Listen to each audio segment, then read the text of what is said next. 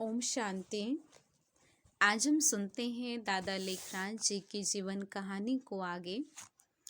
Wonderful जीवन कहानी है, नहीं तो आपने कभी सुनी होगी और सिर्फ बाबा की ही ये अलौकिक दिव्य कहानी है और किसी की जीवन कहानी ना ही हमें सुनने को मिलेगी। यज्ञ के बच्चों की आत्मिक स्थिति तथा ज्ञानिष्ठ अवस्था के बल पर अब उनके अंदर इतनी पक्की अवस्था हो गई थी, एक अंदर से एक रस एकाग्रता, इतना अपने आप में समर्थ स्थिति को पा लिया था। ब्रज कोठी में कई आई हुई परिस्थितियों को भी उन्होंने सहज पार कर लिया, कोई उन्हें मुश्किल अनुभव नहीं हुआ। अब हम आगे सुनते हैं। आज ब्रह्मा कुमार विश्व रतन जी आगे कहते हैं, ब्रज कोठी शमशान के निकट एकांत स्थान में थी। यज्ञ बच्चों के आ बसने से पहले यह कोठी काफी समय तक खाली थी। आबू के कुछ लोग कहते थे इस कोठी में भूतों का वास है। आबू शहर के बाहरी सिरे पर वन के निकट होने के कारण यहाँ कई बार सर्प तथा वन्य पशु भी निकल के आ जाया करते थे। अतः अब यज्ञ बच्चों के लिए इस शिक्षा स्थली में विषैले जीवों, हिंसक पशुओं, प्रेत आत्माओं, शमशान के उचाट वातावरण तथा बीहड़ स्थान के अति मौन वातावरण के रूप में एक परीक्षा सामने आई। सन्यासी लोग तो नगर को छोड़कर विशेष तौर पर वन में जाकर वास करते थे तथा हिंसक पशुओं और विषैले जीवों के दृश्य से पैदा होने वाले भय तथा निर्जन स्थान की मन को खदेड़ने वाली मौन की परिस्थिति को सहज पार करने का अभ्यास करते हैं। परंतु यज्ञ बच्चों के सामने तो यह परिस्थिति स्वयं ही चल कर के आई थी, किंतु अपनी आत्मिक स्थिति ज्ञानिष्ठ अवस्था के बल पर उन्हें ऐसे स्थान की ये परिस्थितियां भी डरावनी न लगी। कोई सांप सामने से होकर जाता तो वे ऐसे खड़ी रहती जैसे कि रबड़ का बना सांप चाबी देने पर चल रहा हो। वे सोचती कि हम तो शिव बाबा की हो चुकी हैं और इसे कुछ हानि भी तो नहीं पहुंचा रही हैं, तो ये हमारे साथ क्यों शत्रुता करेगा।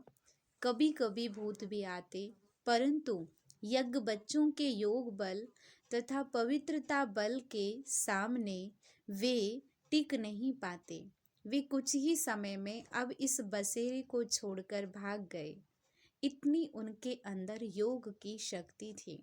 सच है कि जिन देवियों ने अब काम क्रोध आदि विश्वव्यापी भूतों पर विजय प्राप्त करने का प्रबल पुरुषार्थ किया था, जिन्होंने मन को निर्जन परमधाम के वासी परम पिता परमात्मा शिव में एक टिक स्थित करने का अभ्यास साधा था, जिन्होंने सांपों से भी अधिक विषैले काम रूपी विष के मतवाले मनुष्यों के प्रहारों के सामने भी हार नहीं मानी थी, वे अब इन सांपों से अथवा यहाँ के सुनसान वातावरण से क्यों डरती। उन्हें तो यहाँ का एकांत एक परम पिता परमात्मा की याद में स्थित होने के लिए बहुत ही अनुकूल लगा, योग तपस्या के लिए बहुत ही प्रिय लगा। उन दिनों आबू में गेहूं राशन के रूप में मिलता था। यहाँ हरेक के लिए गेहूं का आटा पूरी मात्रा में नहीं मिलता था, बल्कि कुछ मक्का और बाजरे का आटा भी साथ लेना पड़ता था। यहाँ चावल भी बहुत ही हल्की किस्म के थोड़े से मिलते थे। यहाँ का पानी भारी होता था। अतः खान पान और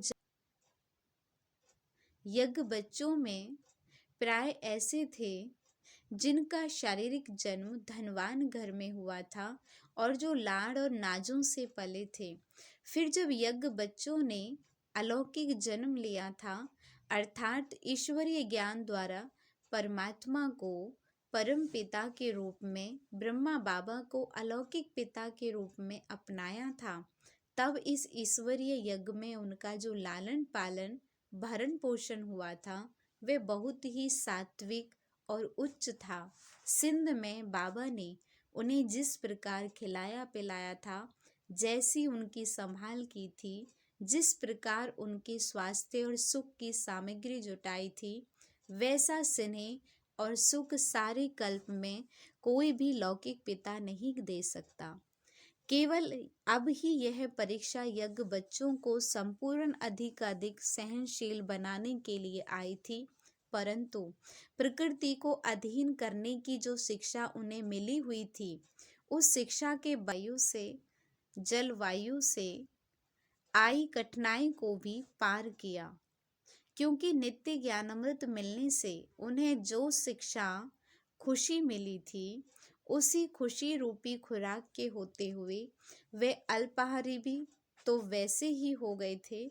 हर प्रकार की परिस्थिति को सहज ही लांघ जाने की ट्रेनिंग भी उन्हें मिली ही हुई थी।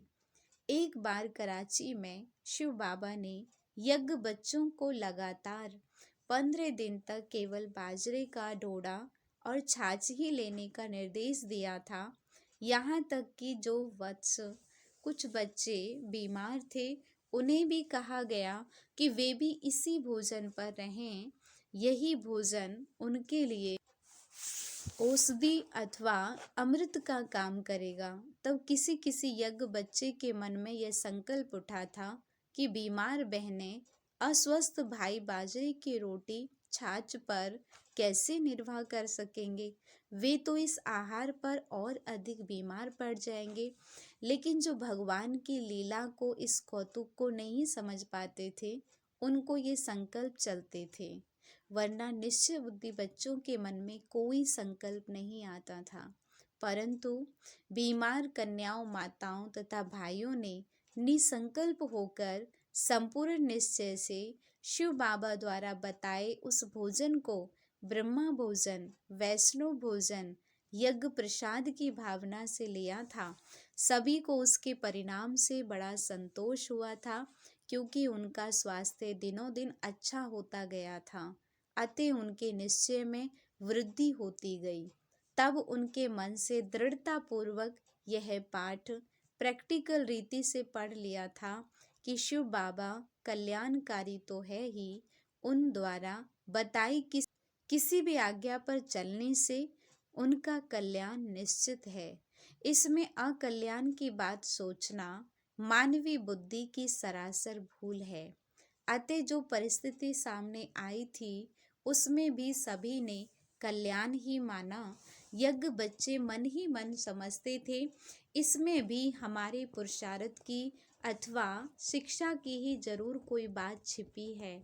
उन्हें मालूम था कि योगी के सामने निंदा, स्तुति, जय, पराजय, हानि, लाभ, सर्दी, गर्मी, अमीरी, गरीबी आदि ये सब तो परीक्षाएं आती हैं, परंतु सच्चे योगी प्रभु आश्रित होकर एक प्रभु की याद ही के बल और भरोसे पर उन सभी को हंसते हंसते पार कर लेता है।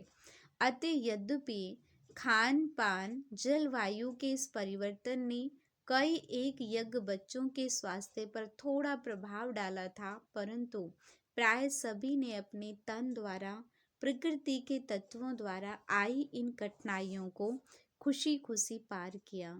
इस परिस्थिति में यज्ञ बच्चों ने एक दूसरे के लिए स्नेह और त्याग की भावना को प्रदर्शित किया। जिन बच्चों का स्वास्थ्य ठीक नहीं रहता था, उनके लिए दूसरे बच्चे स्वेच्छा से अच्छे गेहूं का आटा तथा चावल, जो भी अस्वस्थ बच्चों के अनुकूल हो, छोड़ देते और स्वयं मक्का या ज्वार के आटे की रोटी खाकर बहुत ही कम भोजन करके भी गुजारा करते। विभिन्न प्रकार की आसक्तियों का त्याग। संसार के लोगों में कई प्रकार की आसक्तियां होती हैं। साधारणतया वे जहाँ जन्म लेते हैं, उस स्थान को जिनके साथ उनके दैहिक नाते या उठना बैठना होता है, उन रिश्तेदारों तथा संबंधियों को जो उनके खान पान की आदतें, रीति रस्में आदि हैं, उनको धन, जन जन का कल्याण ही क्यों ना हो सकता हो, परंतु योगी का तो लक्ष्य ही सर्व आसक्तियों का त्याग, कदम कदम पर सीखना और जीवन को बदलना, आगे बढ़ना, स्वयं को मोड़ने के योग्य बनाना, निसंकल्प होकर हर परिस्थिति को प्रभु के सदके पार करना। इसलिए यज्ञ बच्चे जिनका लक्ष्य ही पुरानी आदतों और संस्कारों को मिटाकर अब ईश्वरीय ज्ञान और योग की साधन से नए सतयुगी दैवी संस्कारों को बनाना था, वे अपने आप को बदलते गए। अतः इस नए वातावरण में उन्होंने शीघ्र ही स्वयं को नए प्रकार के खान पान तथा जलवायु के अनुकूल परिवर्तित कर लिया। सिंध के स्वजन परिजन कारणे अकारणे उनसे छूट ही गए थे और अज्ञान काल की अवस्था के रीति रिवाज भी छूट गए थे। अतः अब नए देवी परिवार में नई बातें सुनते, नए संस्कार, नई मर्यादाएं अपनाते, पुरानी आसक्तियां आदतें छोड़ते, नित्य नया जन्म लेते वे आगे बढ़ रहे थे। यज्ञ माता सरस्वती की देग की परीक्षा भी इन्हीं दिनों हुई थी। जैसे कि श्रीमद् भगवत गीता आदि ग्रंथों में एक आख्यान है, जब पांडव वन में थे तो एक दिन द्रौपदी के देग में एक ही पत्ता बचा था। तब प्रभु ने ही कौतुक रचा, क्षण भर के लिए परीक्षा की स्थिति में डालकर फिर कमाल भी कर दिखाया। वैसी परिस्थिति भी यज्ञ बच्चों को सभी प्रकार से अनुभवी बनाने, एक रस अवस्था में स्थित करने के लिए अल्पकाल के लिए आई थी। जैसे समुद्री जहाज के डोलने पर जहाज पर के चूहे जहाज को छोड़कर भागने लगते हैं, जहाज पर अन्य डरपोक जीव उड़ने लगते हैं, वैसे ही स्वयं प्रभु ने इस ज्ञान स्टीमर को एक बार जोर से हिलोरा दिया, ताकि इस स्टीमर में घुसे हुए कुछ मनमौजी जीव, जो कि किसी मंजिल पर जाने के लिए नहीं बल्कि किसी आसक्ति के वश स्टीमर पर सवार और भार थे, वे इसे हिलता देखकर छोड़ जाएं। इस प्रकार वह चतुर प्रभु, जो ही इस ज्ञान स्टीमर का कप्तान अथवा खेवनहार था, इस स्टीमर में बैठे यात्रियों को हंसाता बहलाता अनुभवी बनाता, बीच बीच में कौतुक करता, भंवर और चट्टानों, लहरों और तूफानों से सभी को भवसागर से पार कराता हुआ लक्ष्य की ओर जा रहा था। अब तो हमारे जीवन का यह नया दौर था, एक सुहावना नया जमाना था, जिसमें हम अतीन्द्रिय सुख प्राप्त कर रहे थे, आध्यात्मिक अनुभवों से भी जीवन को संजो रहे थे, अलौकिक जन सेवा के लिए तैयार हो रहे थे। अतः हमारा मनवा बोल रहा था, बुद्धि की तार जुट गई है जिसकी ईस से, विकारों से वह हरगिज हराया न जाएगा। रोशन किया चिराग उस शिव ने, अब यह फूंकों से यह चिराग बुझाया न जाएगा। ब्रह्मा कुमारी चंद्रमणि जी, जो कि ज्ञान सरोवर आबू पर्वत की संचालिका रहीं, उन्होंने कुछ अपना अनुभव इस प्रकार सुनाया। ईश्वरीय विद्या अध्ययन के इस अलौकिक जीवन में सभी यज्ञ बच्चे यह समझकर चल रहे थे, अब जबकि प्रभु के हो चुके हैं, प्रभु हमें मिल गए हैं, उससे डायरेक्ट हम पढ़ रहे हैं, लालन पालन भी ले रहे हैं, तो अब हमारे लिए संसार में करने योग्य कोई कार्य नहीं रहा, बल्कि अब तो ईश्वरीय विद्या प्राप्त करते हुए, योग तपस्या करते हुए हमें तो अपने देह रूपी क्लेवर को छोड़कर परम धाम को जाना है। अब तो हमारे लिए बस केवल यही एक कार्य बाकी रह गया है। प्रभु के मधुर चरित्रों के रस स्वादन का सौभाग्य भी हमें प्राप्त हो गया है। हम अतीन्द्रिय सुख में जीवन में ही चल रहे हैं, तो फिर अब और क्या दौड़ धूप करना बाकी है। परंतु अब यहाँ आबू में आकर हमें ऐसा आभास हुआ कि ऐसा आभास हुआ कि अलौकिक जीवन में कोई और अलौकिक पाठ शुरू होने वाला है। हमें ऐसा महसूस हुआ अब इस अद्भुत सृष्टि नाटक में एक सीन ड्रॉप होकर दूसरे दृश्य के लिए शीघ्र ही पर्दा उठने वाला है और कोई कौतुक होने वाला है और कोई खेल होने वाला है। हमें यह भान इसलिए हुआ कि प्यारे बाबा हमें नित्य प्रति बताया करते डॉक्टरों, वकीलों, जजों, व्यापारियों आदि आदि को भी यह ज्ञान किस प्रकार समझाना है। आगे हम सुनते हैं और बाबा के नए नए अनुभव। ओम शांति।